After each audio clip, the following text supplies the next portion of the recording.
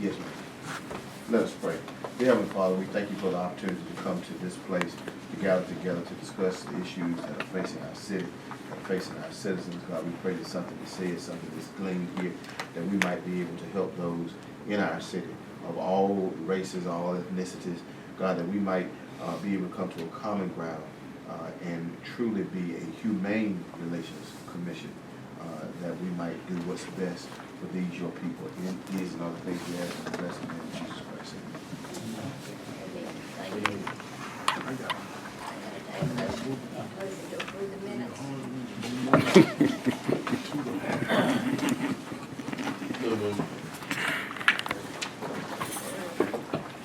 That has been moved and seconded. All in favor say aye. Aye. Any opposed? Likewise. And also we need to approve the agenda. So moved. Second. All in favor say aye. Aye. All opposed likewise. We do have one new member with us today. Is the other one gonna make it? We don't know. Yes, he's on the way, so he will be here shortly. We have, prior to the announcement, we do have 2 new members who were appointed by the council here. We have a representative that will represent Ward 4, Representative Ellis, and he should be here shortly. We also have a representative that has been appointed by the mayor, Carlos Villa. Actually, Carlos was introduced to us, to me, as a result of the previous meetings that we had. He and I had a couple of meetings and conversations, and so out of that, he agreed to submit his application to join the Human Rights Commission, and we're glad to have him. So I will allow Carlos to kind of tell him about himself and what he does, and then we also have Mr. Ellis, who has just walked in also. Hello, everybody. My name is Carlos. As you just mentioned it. I work for a personal injury law firm. I'm also a youth pastor at my church. We live on Sunset Avenue. It's a Spanish-speaking church. And I was invited by Mr. Jones to be part of the committee, and I'm pleased and I'm happy to be part of you guys. And anything I can help, I'll be glad to. Thank you. Yes, my name is Lorenzo Ellis. Born and raised here in Rocky Mountain. I'm retired and moved back home, and that's my story. Any other information you'd like to know, all you got to do is ask. Glad to have you. You may know most of us, Carlos may not. So let's go around the table and introduce ourselves. Start with Ms. Musa. I'm John Tobias. I'm Jeffrey Walston from the Human Relations Department. Melissa Dancy, NAACP. Nehemiah Smith Jr. Teresa Soap, City of Cobb. Mary Wells. Thank you. Then we have 2 staff on the call. I'm Felisa Hunter, Relations. So Wanda Hawkins, Consumer Relations. And then we have Mr. Wells here, who's signing off. I'm nobody. Very important right now. But we're glad to have you probably on the board. We look forward to your input, and as we all work to make this board do what it's supposed to do, is to represent everybody and make sure that everybody's treated equal, to have no hidden agendas. We want to make sure that we're above board and very transparent in what we do and say. And we try to be that, and say welcome. And anytime you want to pitch in, just pitch right in, we'll. Mr. Arch, I guess you can talk about the church tonight. Okay, as a follow-up to the last meeting, we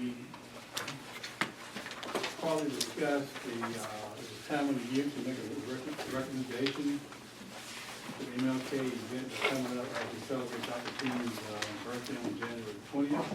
So as always, the Human Rights Commission makes a recommendation to who will receive the Service to Humanity Award. And we'll take this time to take any recommendations that the commission members may have.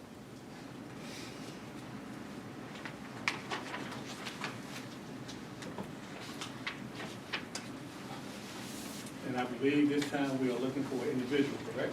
Right, we did, process. Yeah.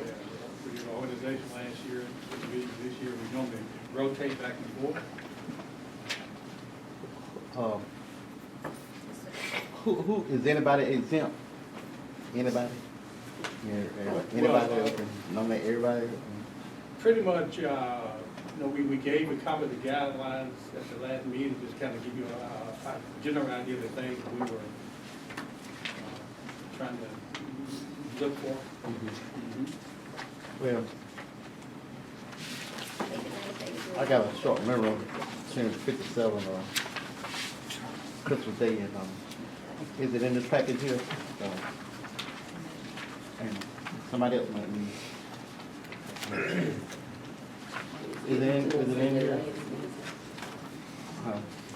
It was given to us at the last meeting. Yeah, that's what he said, but I'm saying I don't have it, and short-term memory. Well, we can take, those that may have a recommendation today, we can take that, and then if someone may think they may have some that they can forward within the next week, we can also accept those also if it's at the pleasure of the group. What we did last year, I think we did our final vote via email. But we discussed it at this meeting, and we had to do some additional follow-up.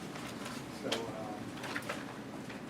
if that's you all's discretion, we can take the same approach this time after we go around and receive any nominations that we have for today's meeting.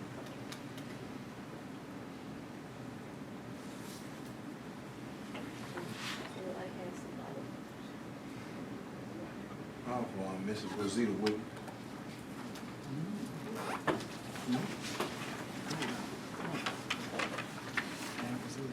Wiggins, correct? Yes.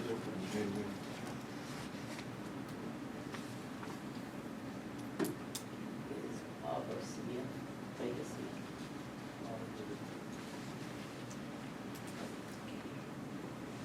I'm sorry, who was that? Barbara Smith? Who's she? She put up in, Goodland Reed. Oh,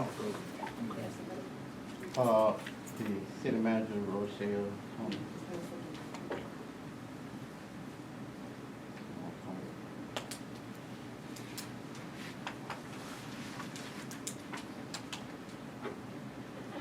Also, part of the information that was given at the last meeting, You got another suggestion? No, this is not a suggestion. I'm new and not really following what you're talking about as far as the requirements and, yeah, I would say at the last meeting, we also passed out a information sheet that had the requirements and also the list of the previous people that have received it. And it wasn't in this, it's not in your minutes, so we're seeking we get our hands on a copy real quick. and that was my you reason just for doing enlighten it. me on a little bit of it. Right, and that was my reason for doing it, because I knew we had some new members, and I thought it'd be good to bring it up. So pretty much the service of command is an individual organization in our community that have done good things that enhance the livelihood of people that sometimes have needed help. Prime example, we have water organizations such as the Red Cross.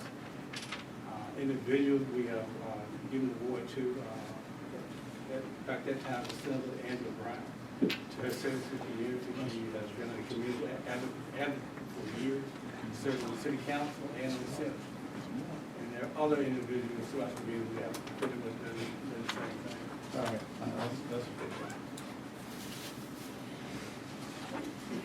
If y'all if you want to tell us something about the program you recommend, it may help us on when we start. I think we all know Rochelle, but you may want to tell some highlights about it.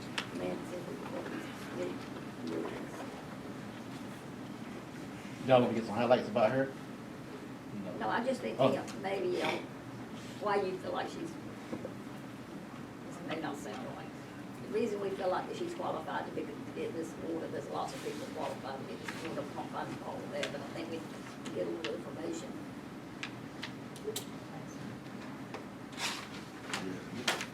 Is there any feedback Anything, or anything disagreement? anybody wants to say about the person that nominated them before, so.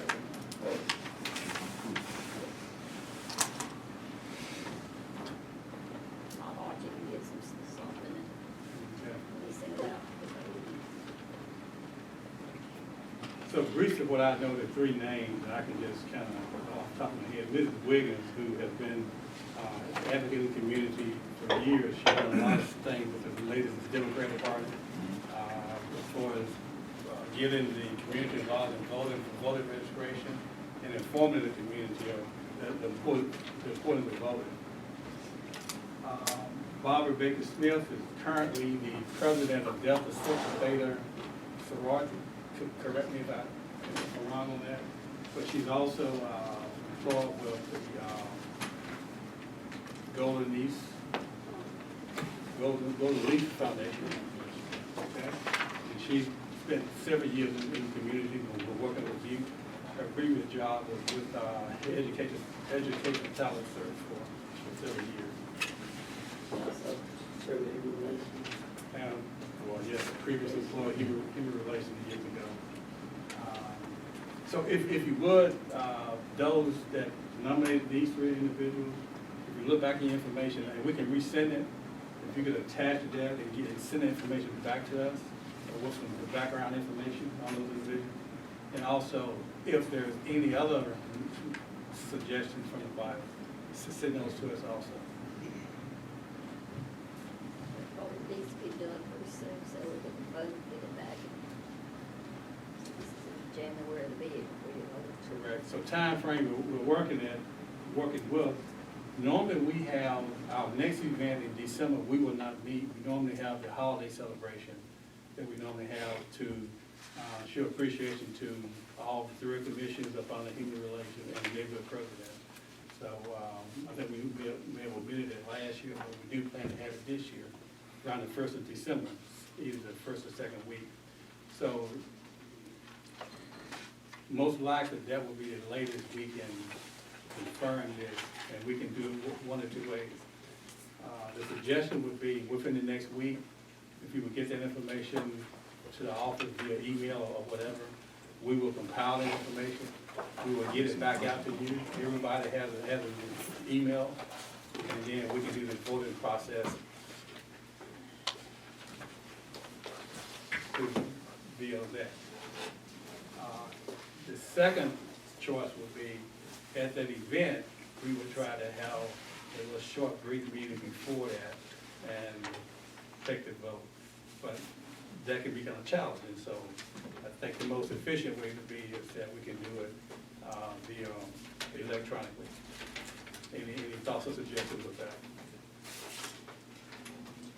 And that still will give us plenty of time to get the information to the MLK Commission, and they can get it on their program for I think the program is January the 20th, where we celebrate Dr. King's birthday at the Unity So birthday. we actually needed, but you gotta have it done before then, but we actually needed it before the. So we won't have a meeting, but we'll come together for the annual holiday event, the first of December. We won't have a meeting in January. Yes, but we have a meeting in January, but. we I need mean, to this have already that be done, but I mean, we Okay. have, if we need to tie up some loose ends and things, so we'll. Okay. No, I know this needs to be done because you gotta have stuff printed, you got to do Exactly. your awards and all those things. So how does that work with everybody? Yeah, email it. Get the additional feedback to us by the end of next week. We will turn around and get it back to you via email, and you can vote on that, responding via email, or you can call the office. I agree with that. But I think in the future, I think the deadline need to be by this meeting in the future. And it was by this meeting. So, Well, I mean, so why are we going further? That's my point. I mean, it needs to be, the deadline, it needs to be done. I'm talking about the voting and all. So we don't have to worry about it in December. We usually have, up until last year, we voted at the meetings. And a good point, but today all we have is names. We don't have. I know, I understand, but I'm saying next year, I said next year, not this year. Good point. Right. Somehow I it mean, fell we in the need to, cracks this year. and I know I won't be here, but I'm just saying it needs to be done in November, so you can make sure you have everything done. Well, probably about like most of y'all, I can't stand last minute stuff, I want it done, that we know it's been taken care of. All right. But it'll come together, it always does. But anyway, thank each one of you for nominating somebody, or recommending somebody to get us some information, and we'll have something to go on. Is that all you need on that? And you also will need to know who's gonna put in on that thing. Exactly right. Co-chair mentioned that we also need to volunteer for who will present the nominee at the Unity Breakfast on the 20th. So be thinking in your mind who that person may be. What we did last year, actually, the person that nominated the organization that won was the person that presented it. So that was Pitts. And so if you want to, we can follow the same protocol this time, unless that person decides not to. That's something we can work at. Yes, we can, but that can be done later. This needs to be done now. Okay? I would like to also see more youth involved in the community. Such as, Presenting. okay, because they present the oratorical winner, Right. and then we also have something to sing sometime. And the litany. And then Whitney also. Any other suggestions?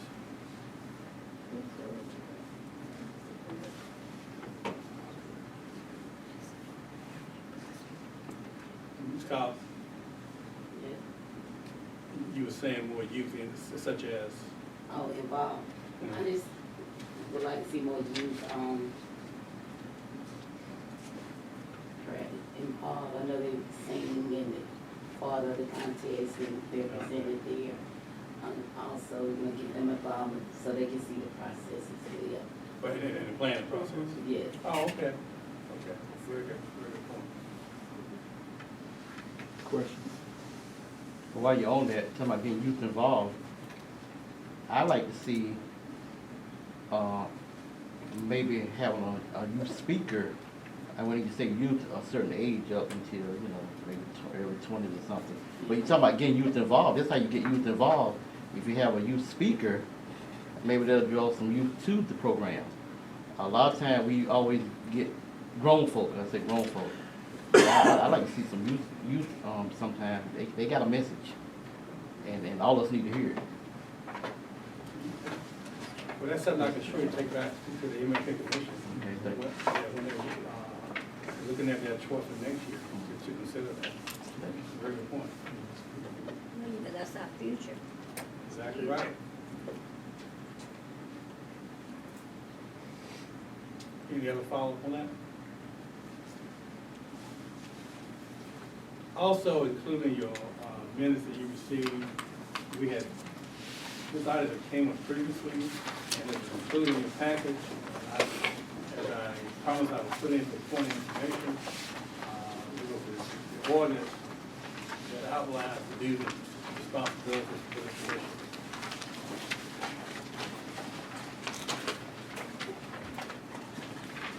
But this commission or Just the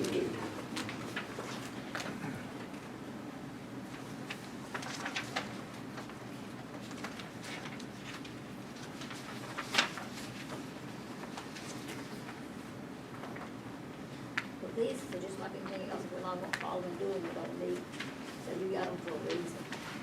Okay.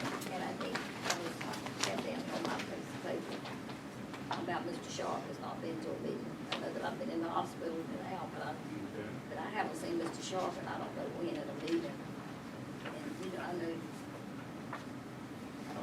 did he represent a ward, does he represent the school board, or what did he? He represents a ward.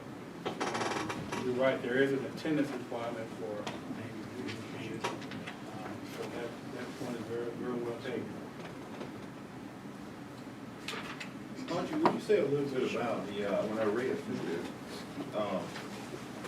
there's something I've always been wanting to hear you speak about. You see the duties of the commission, and then there are the duties of the staff. Correct. Okay. As a matter of fact, I was a little surprised when I saw what the duty of the commission itself was. And then you have the commission and the staff. Could you say just a little bit about exactly what this is saying to us as a commission? Okay, we can take a look at it and kind of walk through it. Overall responsibility, study and investigate problems in the area of human relations. So one thing that's been beneficial over the years from the commission members is that you all pretty much represent the entire city. You represent different sectors of the city or the community. And a lot of times there are things out there that you may be made aware of that staff may not. So you are able to bring those things. Also on the flip side, when we're dealing with certain issues may come up. By the commission having the contact with the section community that we represent, that's a plus also. Now, as far as the investigation part of it, the benefit that you all have is that you have a human relations staff. And so any detailed follow-up or gain of information that may be needed, the staff can help actually take care of that. And we can always we can report that back here. Now, as you may know, a lot of things we deal with, whether the individual or what the situation may be, a lot of those things are private. We may not disclose information during an open meeting, but anything that we deal with that you may have a question with, if you want to inquire about it privately, we can share what we can. Promote equality and opportunity for all citizens. That pretty much states what it says. We represent the entire community, not just one group. It's all about allowing everybody, every group to have the opportunity to have an equal say and have an equal opportunity to participate in the things that go on. Also in the planning. Develop and improve and promote understanding, respect, and goodwill. Those two things go hand in hand. That goes with the second one. We have to be conscious of what we do and say a lot of times. Not all about, no matter what situation we are in, we're not going to always agree. And we are not supposed to agree. That's a good thing about the diversity. We got so many different aspects coming to the table, but at the end of the day, this commission should lead the way in coming to some resolve and going forward.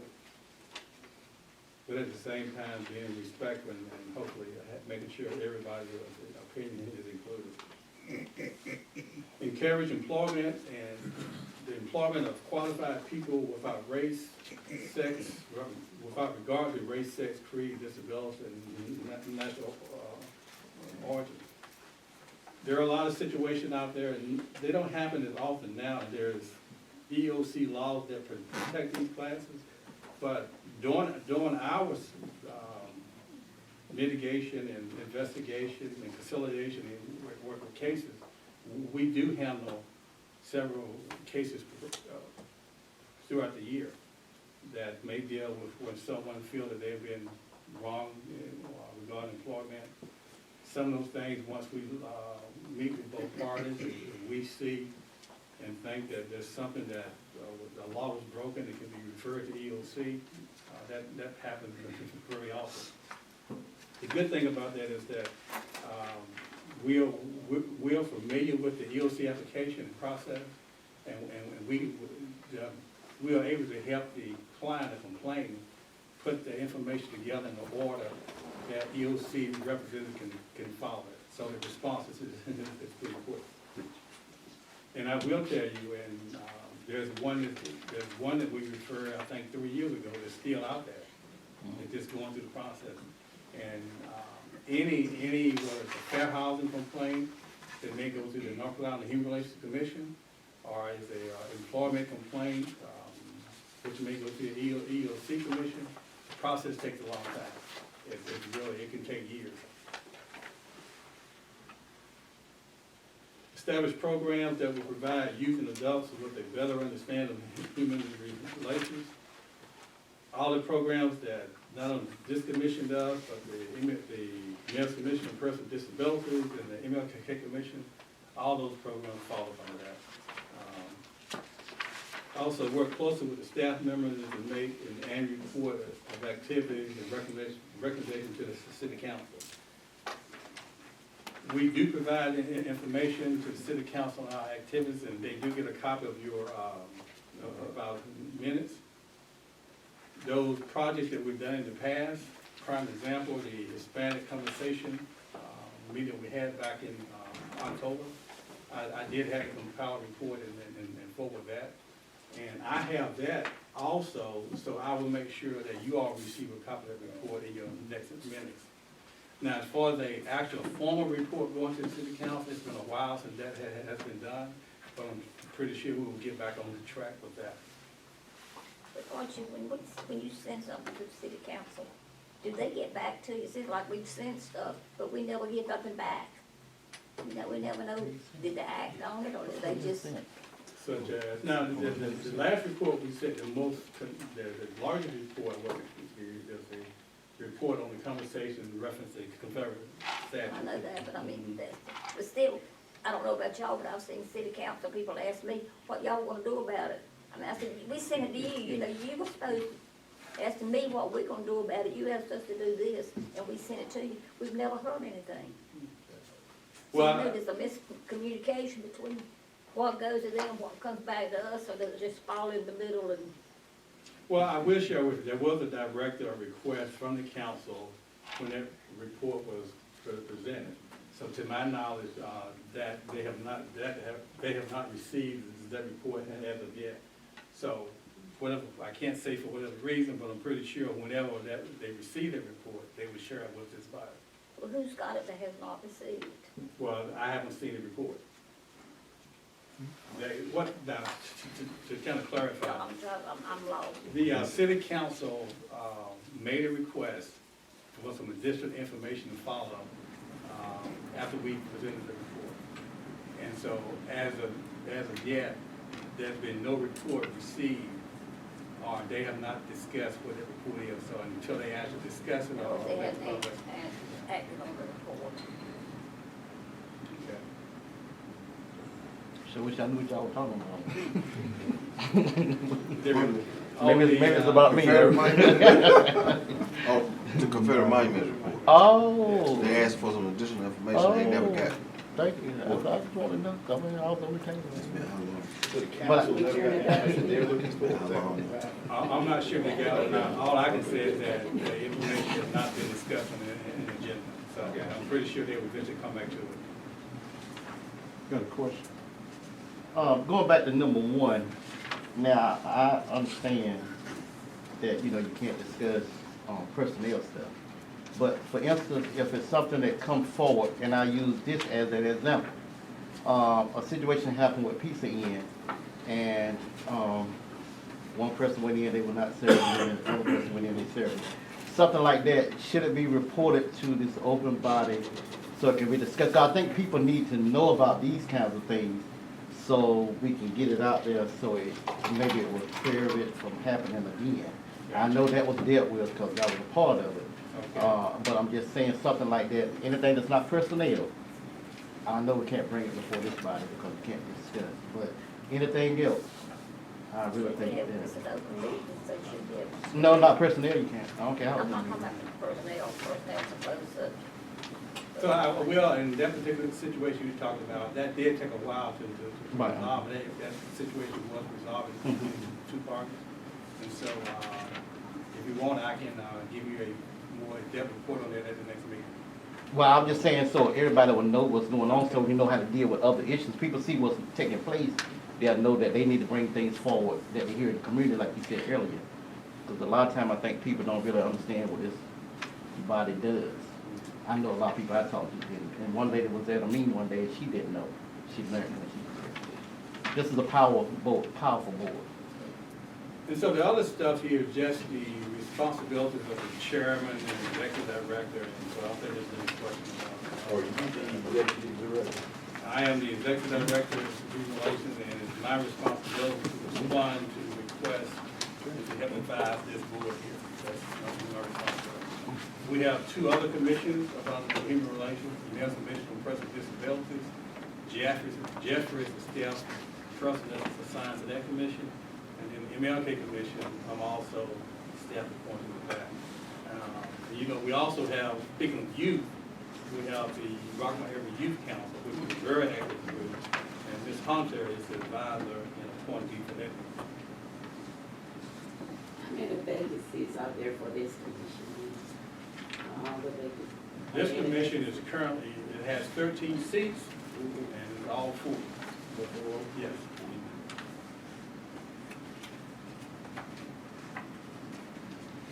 And also, as a footnote, this commission has 2 representatives that serve as ex officio members to the MLK Commission.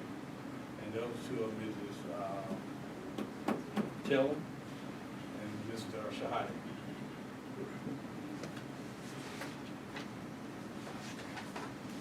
Archie, just a question on the membership. It talks about the 4-year term.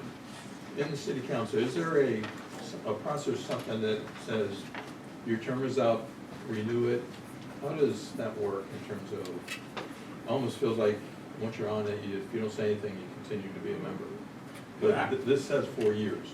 And how the process works, the term is normally in June 30th of that 4th year. Right. And probably sometime in May, around May or April, most of the time it's in May, that member will receive a letter from the city clerk's office.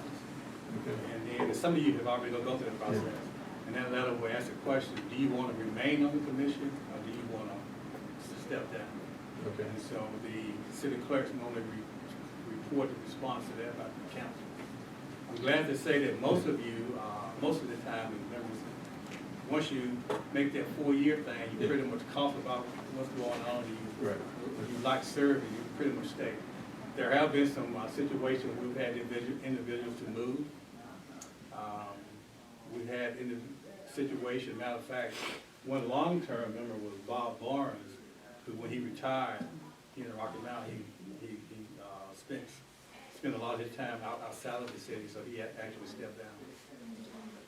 May I add something? Yes, ma'am. And unlike what it appears, it's not easy to get these positions filled.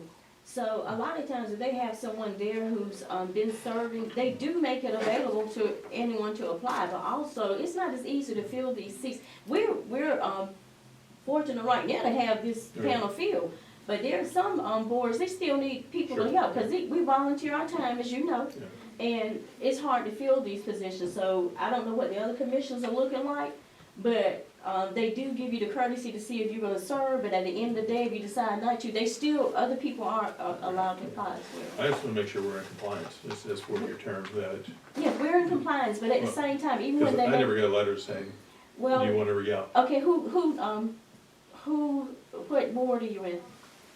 I'm with the chamber. Okay, chamber, well, the thing of it is, as far as the term, I mean, we do get, I mean, I know I have, has anyone else received? I've received one, Yeah, so okay. maybe I've check. never- I just want, like I said, I just want to make sure we're in compliance, so we're not overstepping our bounds. It says 4 years, we're supposed to be out. That No, it we- says that you serve for 4 years. However, if you want to renew the 4 year, if you're allowed to, they do at least, in other words, the term is 4 Yeah. years. So say for instance, you're in here for 4 years and you decide, well, okay, I'm not able to serve the whole 4 years, but your term, it is for 4 years.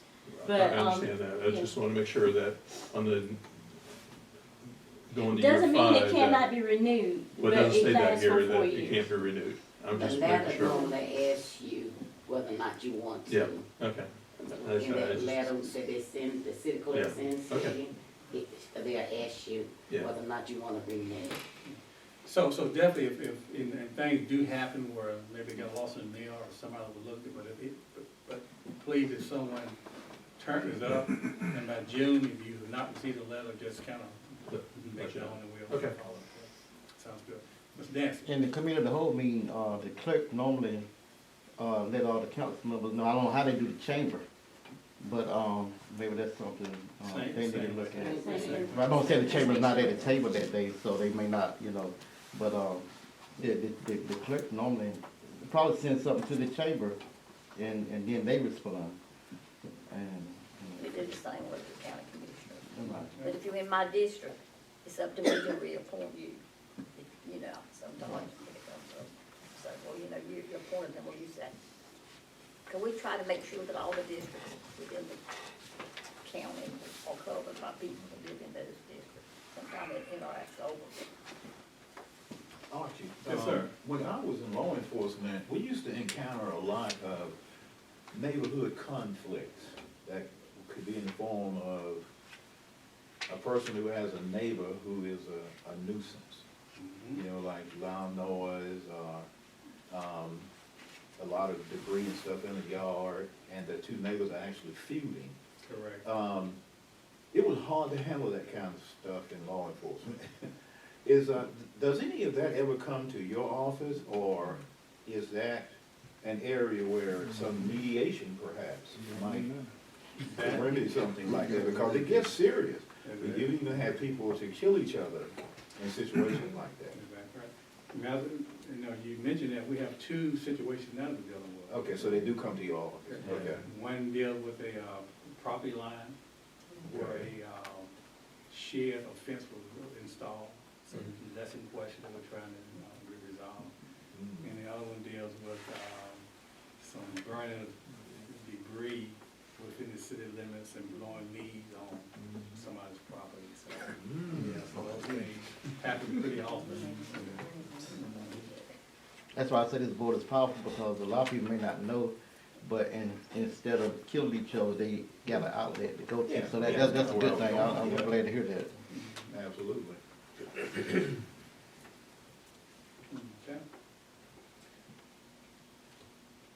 Next on the agenda, we have a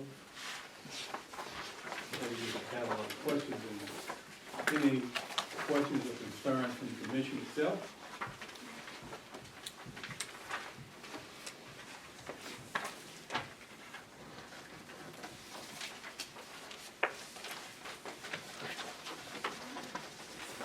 They need to work on those, that have been brought up in the past.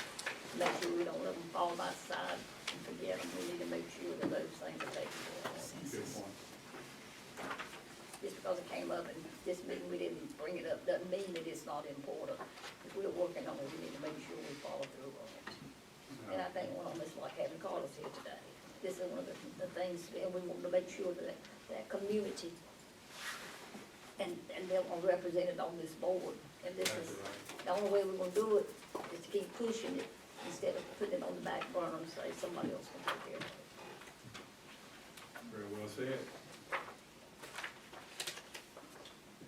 Now, as far as staff reports, I do want to share something with you, something else that we've taken on. Now, when I say we, whenever the department takes on something, I include you all also. 2020, the census coming up. We have some place to pass out. The census, as I said, 2020 April 1st is the census date, but there's a lot of preparation that's going into that process.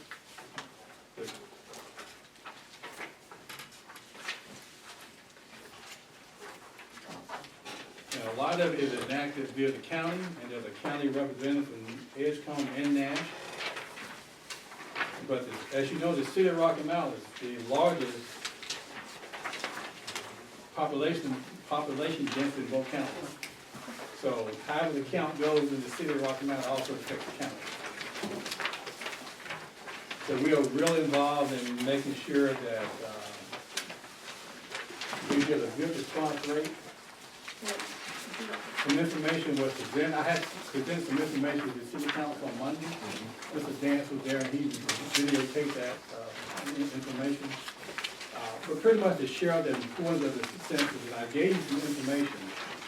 And there's a map and there's a couple of highlights of information that's received from Nash County. Information is pretty much the same in both counties, but also, to keep our promise, it's also in Spanish. And that's very important. But one of the things I want to mention is that they're very important to the community. A lot of questions asked about census jobs. You know, and there are a lot of jobs, a lot of part-time jobs that are going to take place. We have already hired through the first phase, approximately 32,000 part-time people across the country. And that phase completed in about October the 19th, this is where they pretty much verify every address. And the verification process is needed because over 10 years, population shift, new developments are built, subdivisions are built, and there are some communities that population move. So they have to go out and verify and make sure the addresses are correct. So where they are now, they have kicked off the national recruiting part of it. And they're actually taking the applications online, uscensus.gov, and they're projected to hire 300,000 part-time employees across the country. So, pretty soon you will see on the city's website, we will have information or link to the census, brief overview of the process, those important dates, but also the link and the video that talks about the part-time job. In our preparation, some information I want to share with you because that's the purpose of this map. I shows the colors of the unaccounted or hard to count areas, and this is just Edgecombe County. There's a similar one for Nash County, but we're looking at Edgecombe County. If you look at the red section, and that gives you the low response rate of 25 to 20%, so they're saying that probably they miscounted or undercounted that community about 25 to 20%. So that's the actual miss, 25%. Okay. Well, And it's going for the Edgecombe County, this map. This map represents Edgecombe County, and that red section is pretty much the southeast part of the Rocky Mountains. And then the next area, which is above that, which encompasses the eastern part of the city and all out into the county, is another low response rate of 24 to 25%. So that tells us that we have a lot of work to do to make sure that our communities are aware of the importance of the census. And I give you a prime example. The data that the census is used for. When companies determine where to put businesses, you remember a couple of years ago when the complaint was that all of the banks was leaving Edgecombe County. I can assure you that some of the data they use, population shift, population leaving came from the census. And based on this, that area was unaccounted by 25%. So, in our community, That's a problem. Serious problem. That's a the problem. Norfolk community, regardless, stressed the importance of the census. $670-some billion per year is spent by the federal government, and that money is spent determined by the status of the population or where the population is as a result from the census. Schools are built, highways are built, and we all know that growth goes where highways are built. People don't normally build houses in subdivisions where there's no highway and good transportation. They build schools where? They build schools where houses are being built. So all that stuff ties in together. Businesses decide where they're gonna go. They pull the information from the census. So, back to what I said, City of Rocky Mount plays a big part, an important role. The involvement that we can get, the improved involvement response rate from our citizens will benefit the city and the county. Go one more step.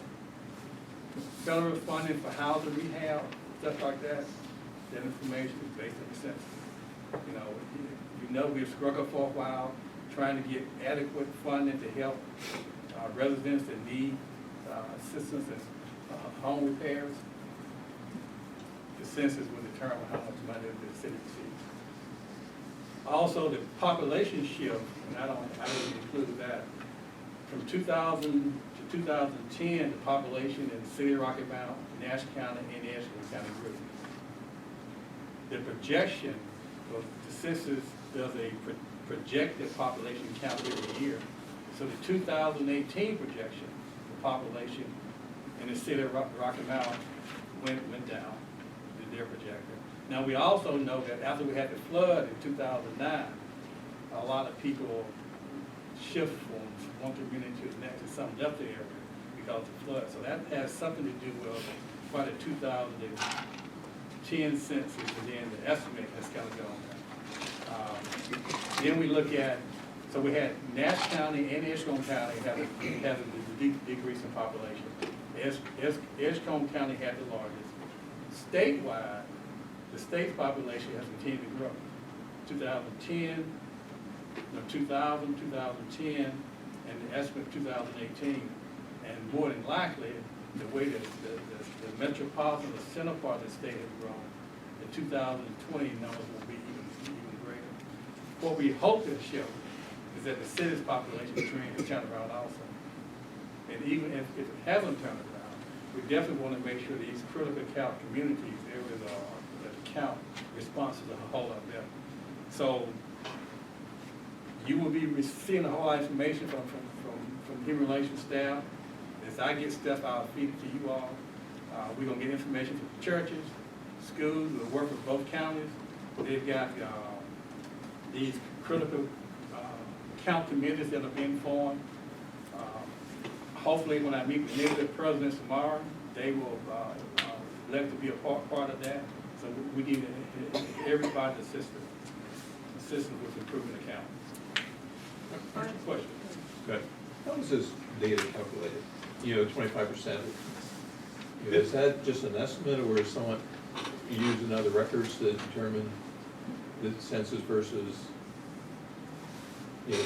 someone says there's 25% unaccounted for.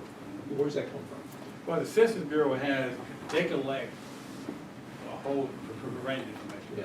So based on all the other information they have, could be come from sales tax, it could come from Okay. property tax or whatever. Other databases that are. They compare that and Okay. then, yeah. Got it. Do we have any of these for Edgecombe? The sheet that says Edgecombe? Yes. And I just, when I pulled it, I didn't notice that this said just national. Okay. Yeah, but we have it from national in Edgecombe also. Archie, these districts that have been listed as difficult to count, is there any data that points to why these areas are difficult to count? Didn't see a lot of that apply. It really nailed down on the specific sections of those communities. But I think the reason why is just the misunderstanding of the not knowing the importance of it. If you have a community, there's a high number of people that rent, and those individuals may not receive the mailing, they may not respond to the mail that could have been somebody else's name.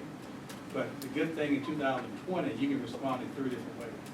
You can respond by the telephone, you can respond by internet, and by mail.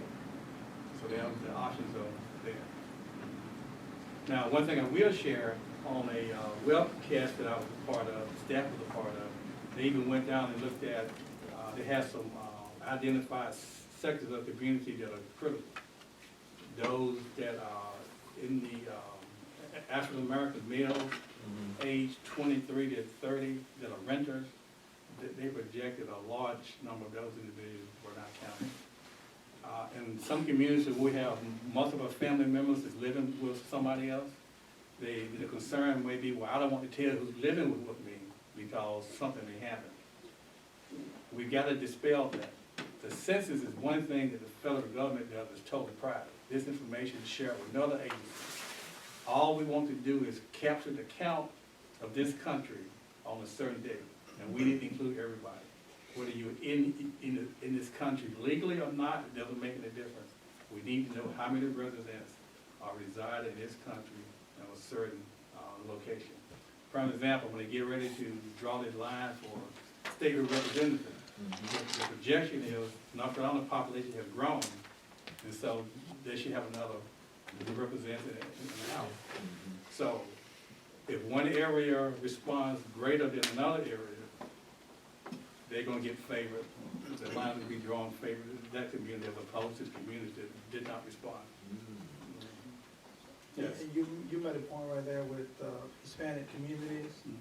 That's one of the basic concerns, that when someone goes and try to find out how many people are living there, the main concern is that they're afraid to tell how many people live in there because of the legal status. So, I don't know if there's gonna be, going there speaking Spanish, then have bilingual people Yes. going there, or but how's this gonna work out, but that is a good point. And one thing about today's technology, they can tell pretty much a community and who stays in that community. So we have some communities that the Hispanic population is higher than the average. So as they hire and, those part-time workers, the goal is to hire bilingual individuals that know the community and go in there. So, yes. Two questions. One of, when you said the 25 to 30 something males, are you saying they were, Unaccounted. well, when you say undercounted, did they participate or did someone just kick them out? The projection is that they did not take a part in the survey. Okay. And then the other question was, the red, when you say the southeast, can you give me, a landmark of the area southeast? I mean, Well, we're looking at, think about, we leave here and go Kobe Road, okay. out in that area, Clark That's- Grant.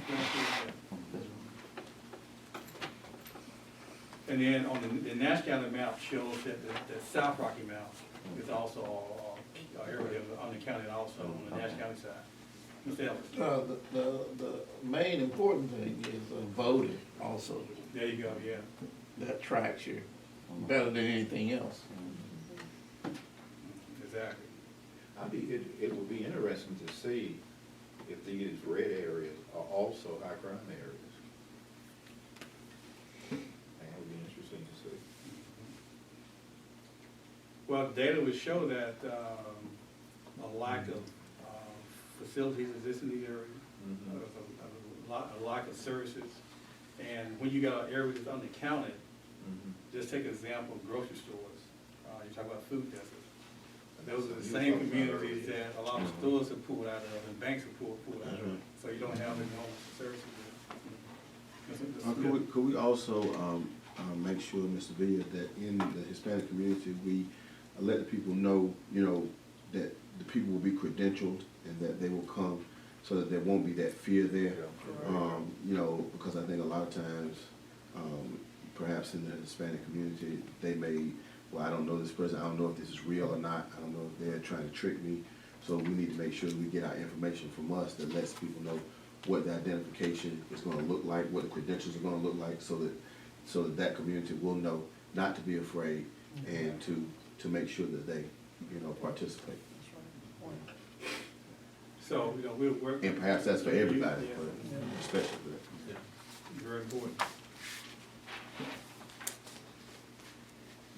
Okay, that was it for me. Any follow-up questions?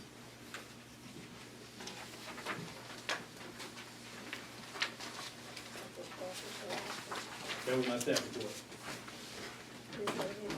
Any other comments, any other questions? Comments? This is just something I noticed on Veterans Day. It was a beautiful sight to see how active, how well attended the Veterans ceremony was. And as I crossed the tracks, I saw a group of students, a whole gang of students going to the event center. It was just such a beautiful sight to see all the activity going on at the same time on Monday. We gotta support, it's our venison.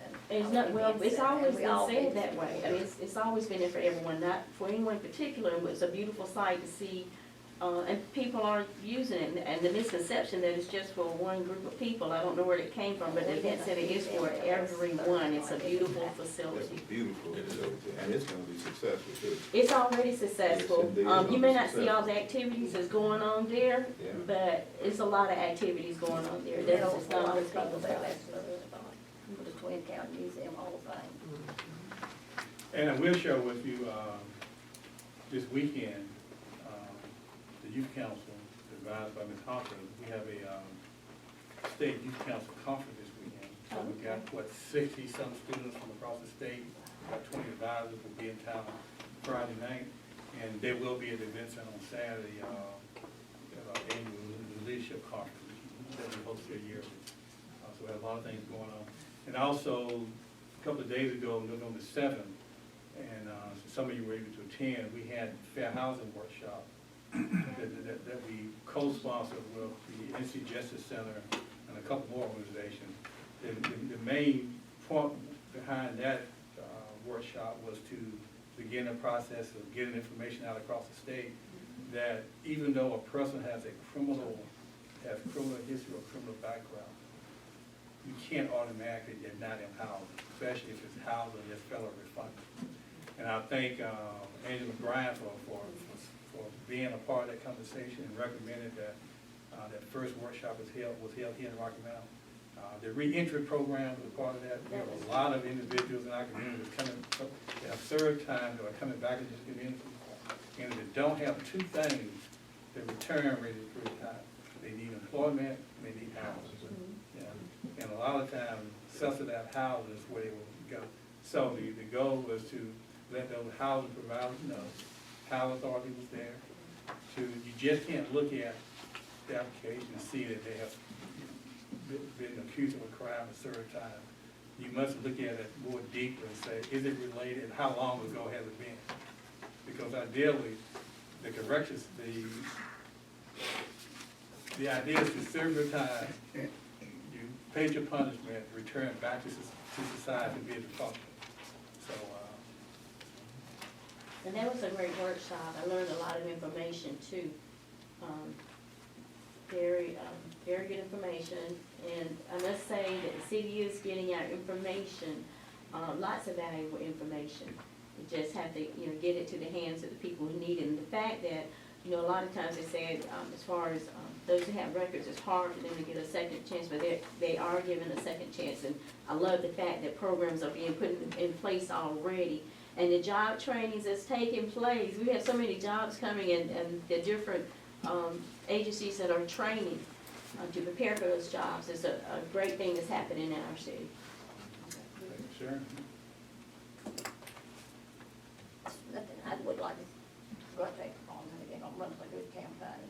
There's another time. It hurts, but if you get over, you really go next go round. And we do have another visitor.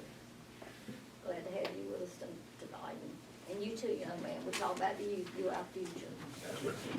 So, we're glad to have you here. What would be in the comment tonight? And Carlos, What would be? and Lorenzo, we're glad to have you on the board. Look forward to serving and working with you. Thank you. And just no other business.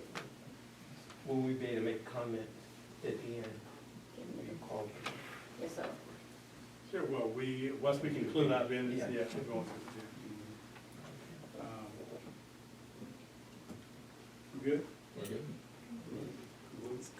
Adjourn it, and then we'll go back to. Okay, the meeting adjourned, and now go to next one. I hear, it was two areas I want to cover, and that's the Martin Luther King ceremony we'll have. I wish this would be passed on, and I think it will bring more people to the event. And that is that we had Rick Glacier, I believe, last year. He talked more about DACA than he talked about two Americas. That's a problem. Because we had to leave, I had my 13-year-old son there. And if you don't talk about the two Americas, then we have a problem. No one is coming.